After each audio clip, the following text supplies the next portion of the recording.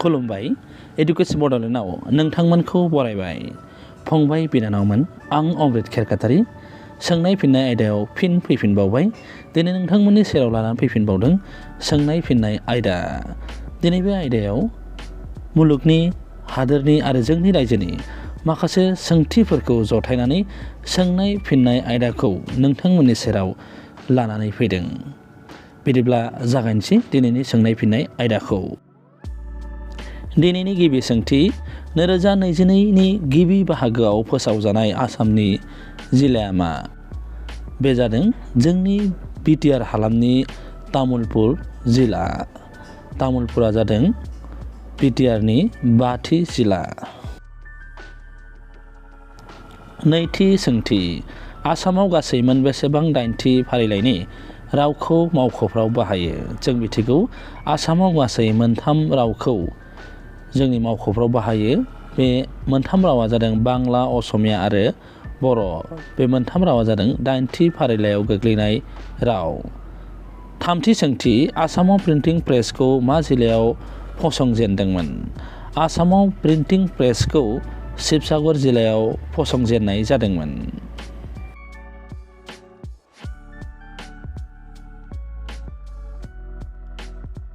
ब्रैथि सोंथि इंलेन्डआ मोनसे फोरजाखान्थि ना सुबुंखान्थि हादोर जों बयबो मिथिगौ इंलेन्डआ सुबुंखान्थि हादोर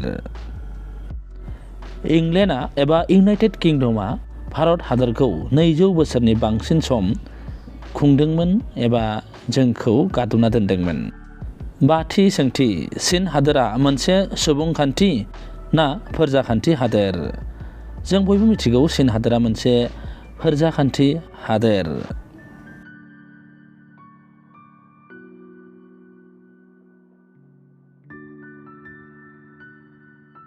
दथि सोंथि भारत हादोरा मोनसे मा हादोर फोरजाखान्थि ना सुबुंखान्थि जों मिथिगौ भारत हादोरा फोरजाखान्थि आरो सुबुंखान्थि हादोर फोरजाखान्थि आरो सुबुंखान्थि बे मोननैबो जोंनि भारत हादोरा जायो एबा फोरजाखान्थि आरो सुबुंखान्थि हादोर स्निथि सोंथि मुलुगनि जौसिन न'माया मा एबा जौसिन बिल्डिंआ मा जों मिथिगौ दुबाइनि बुर्ज खलिफायानो जादों मुलुगनि जौसिन बिल्डिं एबा न'मा बेयो UAE हादोराव दङ दाइनथि सोंथि मुलुगनि देरसिन हादोरा मा जों मिथिगौ मुलुगनि देरसिन हादोरानो जादों रुस एबा रासिया हादोर रासिया हादोरानो मुलुगनि गेजेराव एबा हा खालियाव देरसिन गुथि सोंथि हलिउडा मा हादोराव दं हलिउडा जादों मोनसे सिनेमा दिहुनग्रा आरो बे जादों आमेरिका जुथाइ हादोराव दं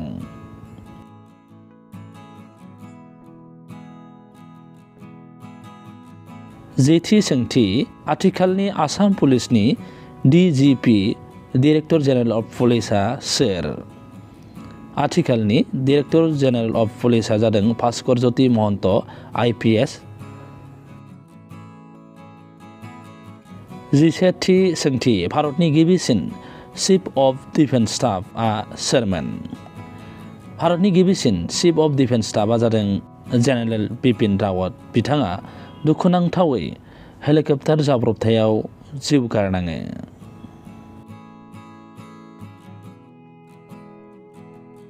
जिनैथि सोंथि इंलेन्डनि गिबि गाहाय सुबुङा सोर इंलेन्डनि गिबि गाहाय सुबुङानो जादों इंलेन्डनि रानि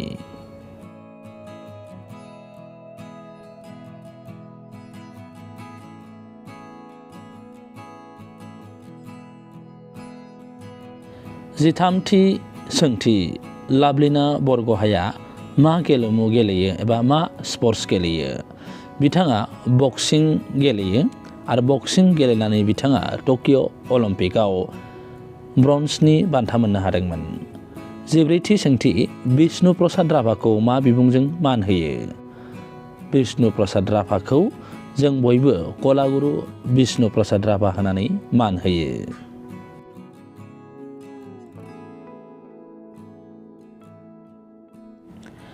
जिबाथि सोंथि कटन कलेजखौ माब्ला गायसनदोंमोन कटन कलेजखौ 1901 मायथाइयावनो गायसननाय जादोंमोन आरो बेनो जादों गोजामसिन जोंनि हादोरसानि कलेज एबा फरायसालिमा।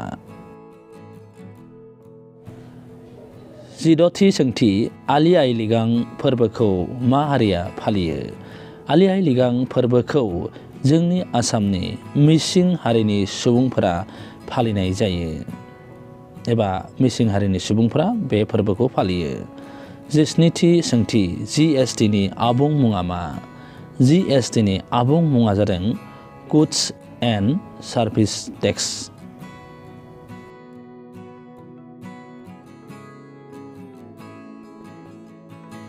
18थि सोंथि आय खाजोनाया मा एबा इनकाम टेक्सआ मा? जों मिथिगौ आय खाजोना बा इनकाम टेक्सआ जादों आय खाजोनाया जादों थोंजों बोखांनाय खाजोना। सोरखारा बांसिन आय खालामनाय नोगोरारिफोरनिफ्राय बे खाजोनाखौ लायो। माने इनकाम टेक्सआ जादों डाइरेक्ट टेक्स।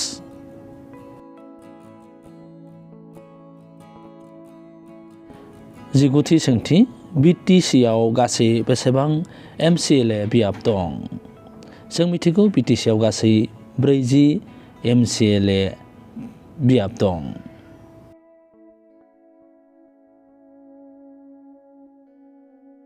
जोबथारनाय सोंथि भारतनि गोजामसिन थाव सोदांग्राया मा?